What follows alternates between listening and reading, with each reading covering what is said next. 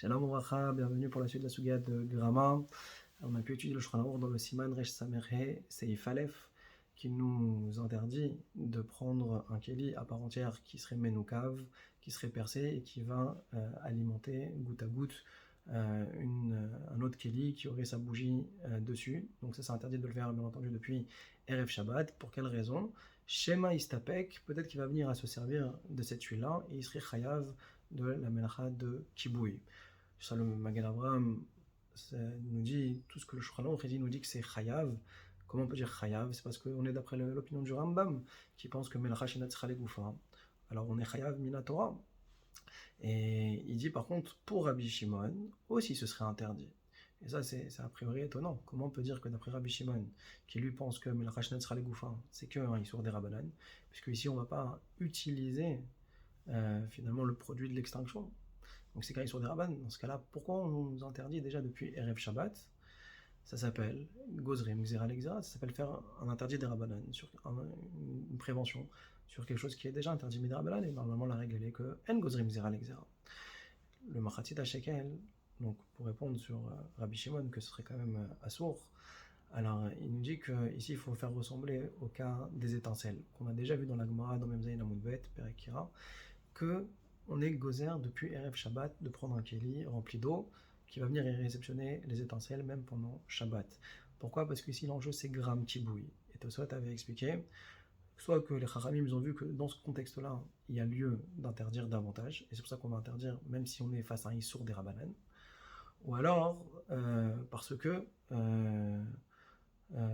c'est léger aux yeux des gens. La notion d'éteindre des étincelles, c'est pas considéré comme étant faire un issour. Et donc la même chose, peut-être se servir de l'huile, c'est pas, on le ressent pas comme étant faire quelque chose qui serait un issour.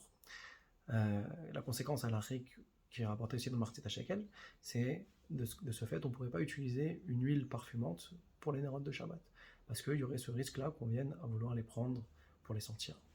Donc ça, c'est le Machatzit HaShekel. Il dit ensuite que par contre, on ne sera pas gozrim xera l'exera concernant les issour muktzeh.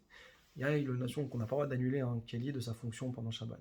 Maintenant, mettre un keli qui va réceptionner l'huile qui était normalement consacrée pour l'allumage, alors ça, il n'y aurait pas de problème de le faire. Alors la question qui se pose, c'est pourquoi il y aurait une différence? Pourquoi Gram Kibouy, on est chochesh, bien que ce soit un issour des Rabbanan, et que Mevatel Kli Melchano, ça c'est permis? La réponse qui donne le Machatzit HaShekel, c'est qu'il y a ce qu'on appelle Mekoro de Horaïta.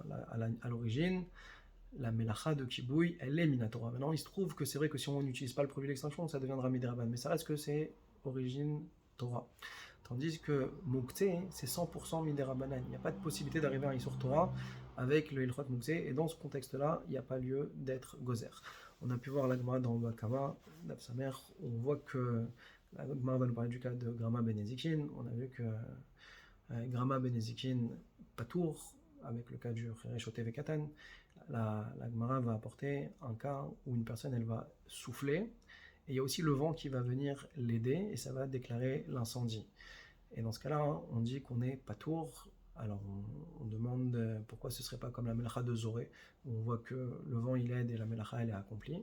Sur ça, on a plusieurs Amoraïm, Abaye, Rava, Rabbi Zera, qui vont tous donner des explications pour nous dire que ici, c'est que le vent qui a déclaré l'incendie.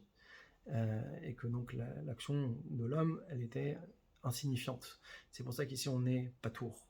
Comme ça, ils veulent se gêner par rapport au dîne de Zoré. Mais Ravashi, lui, vient et nous dit que pas du tout. C'est pas comme ça qu'il faut comprendre. Tant qu'il n'y a pas à 100% du souffle de l'homme qui aurait entraîné l'incendie, qui aurait entraîné à ce que ça s'embrase, alors on n'est pas chayav, on n'est patour. Et ça ne ressemble pas à la melcha de Zoré de Shabbat. Pour quelle raison?